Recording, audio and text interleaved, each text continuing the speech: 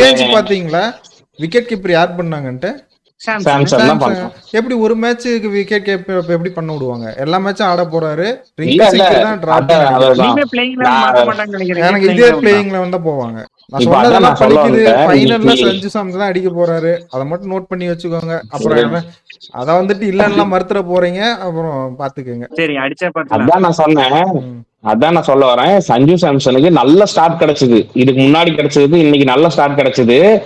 இன்னும் கொஞ்சம் பொறுமையா ஆடியோ இல்ல கொஞ்சம் பார்த்து ஆடியோ இன்னும் ஒரு 40 ரன்னோ 50 ரன் தேத்தி இருக்கலாம் அப்படின்னு தான் சொல்றோம். அவங்க ஃபேன்ஸும் ஹாப்பியா இருப்பாங்க. ஒரே நிமிஷம். நம்ம வந்து சஞ்சு சாம்சன் அமைதியா ஆடு, அபிஷேக் சர்மா அமைதியா ஆடுன்னு சொல்லி இங்க ஒன்றும் ரைன் பேனட் கிடையாது நம்ம டீம்ல. அடிக்கிறவன் எல்லாம் 6-4 அடிக்கணும்னு தான் ஆசையோட வரான். அதே மாதிரி பவுலிங் அப்படிதான் இருக்கு. யாருமே நிறுத்த சொல்ல முடியாது. இன்னைக்கு பாரு அடிச்சு 250 போய் நிக்கணும்னா அப்படிதான் ஆடியவனு, வேற வழி இல்ல.